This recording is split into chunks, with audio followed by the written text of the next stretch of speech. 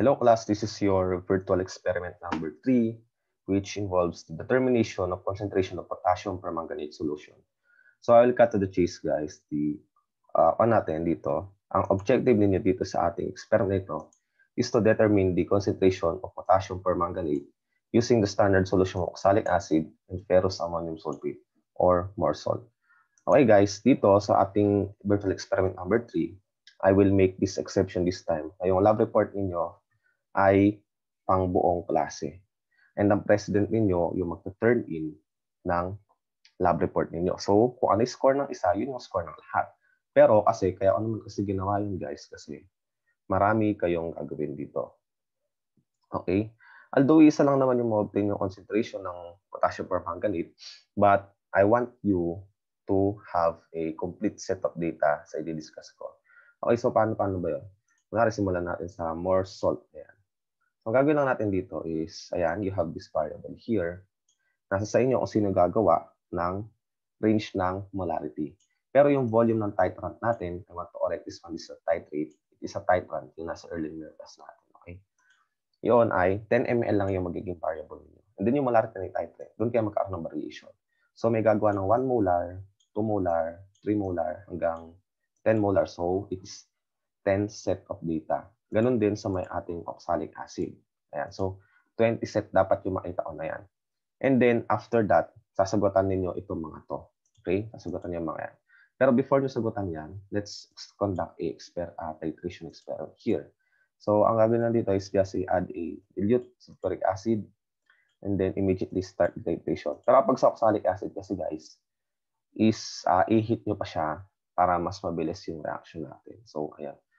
So, let's start the titration. Ayan. So, kung mapapansin ninyo, ang titration, pwede nyo i-increase yung drop rate. So, increase yung drop rate. Ayan. Para mas mabilis yung aking discussion here. Siyempre, ma-overshoot yan automatically. And then, once na ayan, yon at the immediate drop, sa one drop na yun, sa may drop na yun, dapat ma-record din na yun.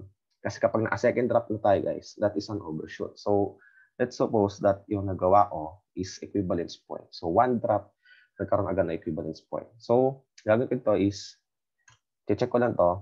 So, I'll get the number of the titrant added to the titrant. Ngayon, ang gagawin niyo, this is the stoichiometry.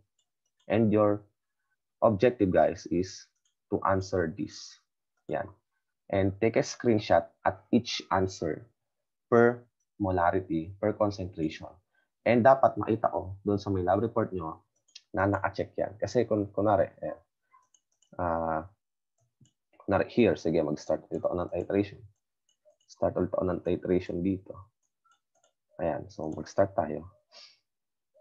Ayan, so 2.2 ml here. Ayan, hintayin nyo lang guys. Medyo on kasi. Ayan, so dapat maging cautious kayo. Kasi binigyan ko na isa lang. Ayan, stop. So ayan, equivalence point na ito na naman, di ba? First drop. Second drop pa lang na tayo, second drop. After the color change here. So I will show the volume. So 2 ml. Ayan. And then you will calculate the moles of the titrand here using the stoichiometry. Okay, so wala akong hawak ng calculator kasi guys. So it's up to you kung paano siya calculate. But the important case is, kung nag-input ako ng 12, syempre mali yan kasi wala na. Dapat makikita dyan sa may lab report nyo na check yung mga yan. So it is a 20 screenshots dapat yung makita ko sa may results and discussion ninyo. So again, para hindi kayo mahirapan, isang lab report sa buong klase. So, diskarte ninyo kung paano ninyo iyon paghati-hatian. Okay?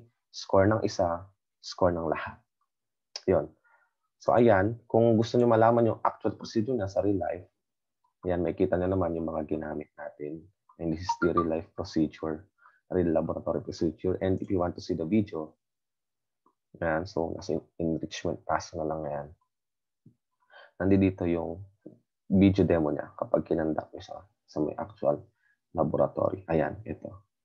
So, nandito naman na lahat. And kung gusto nyo panoorin, guys, para mas matuto kayo, panoorin niyo. Okay?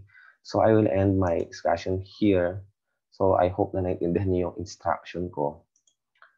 And kung may tanong naman kayo, you can message the group chat kung paano yung gagawin niyo. Okay? I want to reiterate that this lab report, this virtual experiment, is yung lab report ay pang buong klase.